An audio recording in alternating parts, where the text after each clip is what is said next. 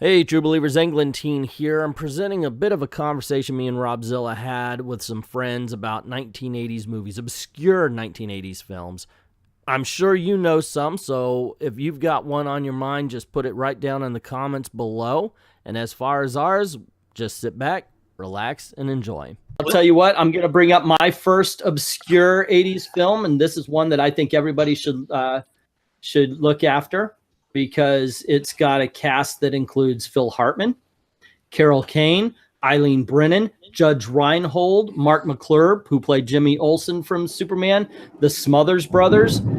This movie had the absolute perfect cast, and it was just one very obscure comedy horror film called Pandemonium.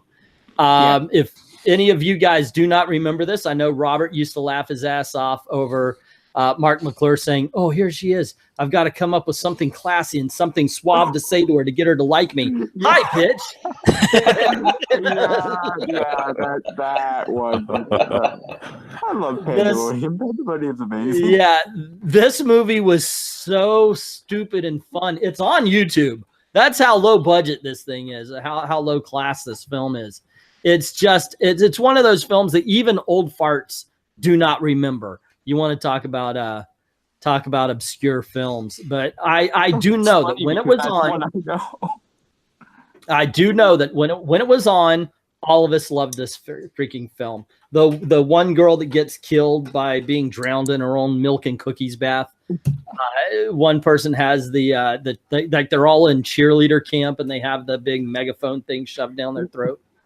It's just totally stupid. Absolutely. It's absolute pandemonium. Yeah. I had to. I'm sorry. Quotes. Here's one. Candy says, "I'm gonna be like everyone else. I'm gonna make friends. I'm gonna have fun. I'm gonna wear makeup. I'm gonna go out with boys. I'm gonna sleep with truck drivers and get crabs. And I'm finally gonna use my goddamn diaphragm." So yeah, it's.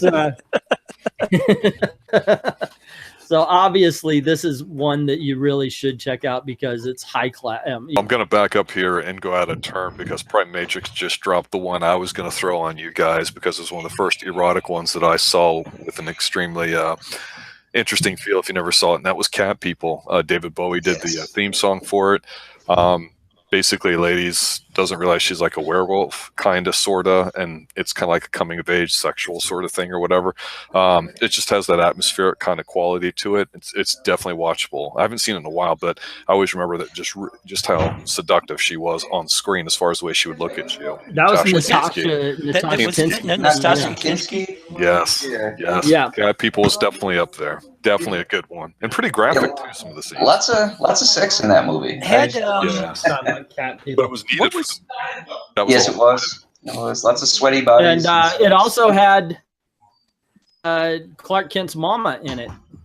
Annette O'Toole was in that. So, okay, Nastasia Kinski. I'm sorry for bringing up Annette O'Toole. Nobody talked about that. But yeah. Matrix is bringing up a movie called Miami Connection. Now, here's something fun.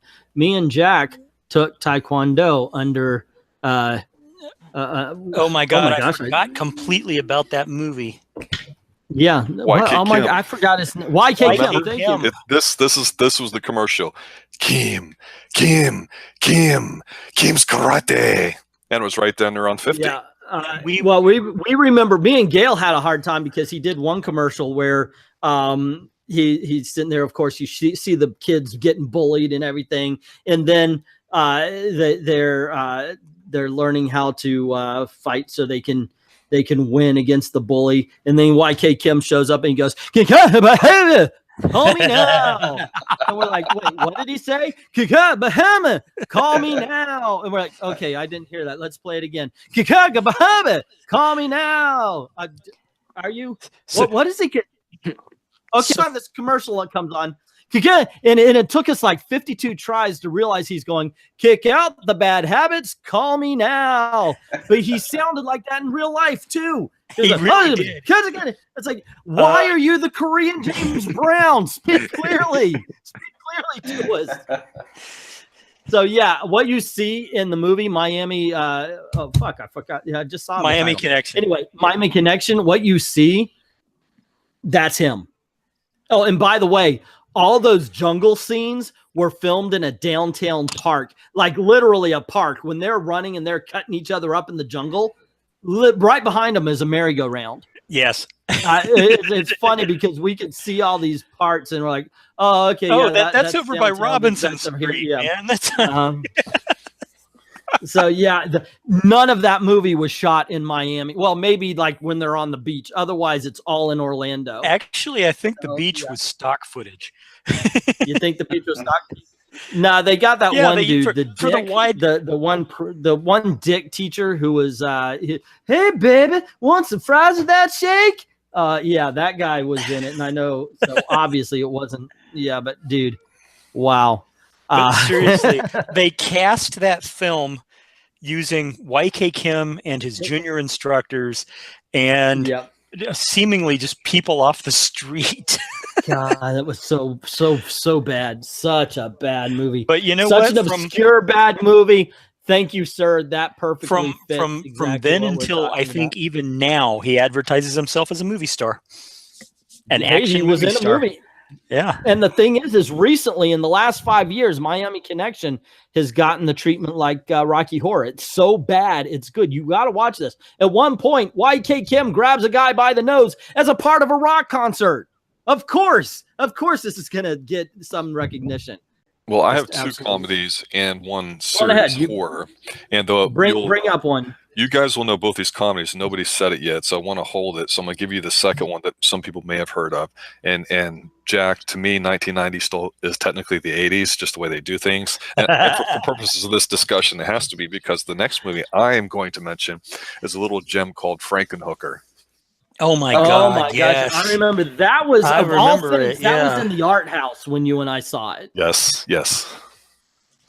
Yeah, didn't they play that like down at the Enzian? That's exactly where it was because Oh my God! the way it was ranked at the time, that wasn't going to go mainstream. And it's absolutely completely silly where a guy, I guess, tries to make a girl like Frankenstein out of all these dead parts. And he goes to all these hookers and he gives them like crack to make them explode. And he takes their body parts. And it's just so over the top goofy. But it's a decent film. And the ending's a nice little twist ending too. I cannot mention it or talk about it, but definitely good. I'm going to go with one of the comedies first. Now, you may have heard of Airplane. You may have heard of The Naked Gun.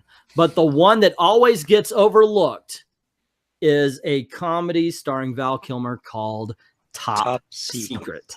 Yeah. How silly can you get? Yeah. I mean, that movie is just freaking hilarious. Be right back. Val Kilmer plays a sex symbol singer, and he goes to Germany and gets involved, or goes to France and gets involved in the French Revolution against the Nazis. And it is just so funny. I obviously anything I say here is going to it doesn't have any coherent plot, so it's not like you can spoil it. Not really, but what I'm saying is it's one of those things where you can describe it like they parachute down and they talk about how scared they're going to be in the mission, of course, and they start kissing, and then like you see a fireplace on a parachute fall next to them to give them a romantic ambiance as they're killing. It is as they're kissing. Excuse me.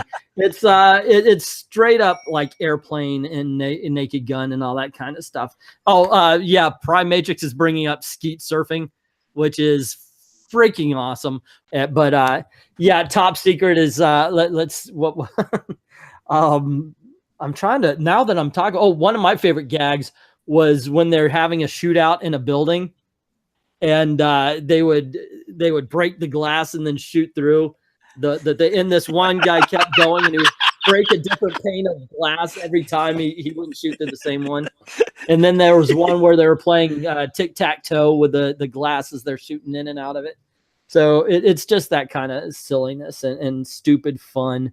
So yeah, absolutely recommend Top Secret to everybody. Yeah, so I was going to say I wanted to go horror because we just went horror. And to me, the neat thing about this movie was it's extremely graphic, but there was a thing in the 80s where we would get all these import movies, and this one's European. And we saw it when we were very young and very, very freaky, but I think it's one of the better I don't know what kind of horror movie you'd want to call it, because I haven't seen it in such a long time, but it stuck with me to this day, and it's one called Pieces. Oh my gosh, I remember that. I remember that one. Yeah, that's obscure as hell. It is. I remember Yes, it's kind of, there's always that European thing where there's like a little bit of detective stuff going on with some brutal murders and what's going on with it, and this kid is recreating a body from other pieces. It's kind of like Frankenhooker, but not funny. Yeah, but it's a serious version of Frankenhooker, and where he's basically building a body out of dead parts. And I had never seen something so graphic or dark or disturbing at the time that looked real. At the time, it's not the stupid 80s stuff, but this was European, so it had a certain visual flair to it. But highly underrated, not talked about enough. Yeah, what the funny thing about that is my mother rented that for us because we wanted to watch a horror film. It was one of those. Right. It was you, me, and John, and everybody, and we wanted to watch a horror film that night. So yeah, she rented Pieces for us. Yeah, and that was yeah. You're right. Wow, that's obscure and wild and out there. The thing too is we'd mentioned before about 80s films. Be right back, guys. All these different categories and people trying different things, and there's certainly an atmospheric type thing with synthesizers and drum machines, getting popular in the late 70s and stuff. But this whole European flair, I think Carpenter had it really good with atmosphere, and Pieces was just, definitely interesting if somebody wants something intense. Good. I haven't seen it, so I get to watch something new. That's great. Yeah, don't read about it, because there's like an ending to it or whatever. I would always say, of course, we try not to be spoilers on certain things. But the next one we're going to ruin for you when we get around to it, when we come back to me. There you go, gang. What do you think? Did we list off some good ones? Did we leave off some good ones? What are some obscure films from the 1980s that you like? Let us know in the comments below. We might include them in future installments. Also, don't forget to click like, share, subscribe, hit that notification bell, ring that bell, because that's what YouTube really cares about, if they care at all. Also, if you like the video, just click on any of the boxes that are popping up right about now. That'll send you to another one of our videos. You might like that as well. Don't forget to go on over to Patreon or to Ko-Fi. Links in the description below, and help support and help us make videos for you. Thank everybody who's already done that. And to everyone, all of the true believers, thank you very, very much for watching.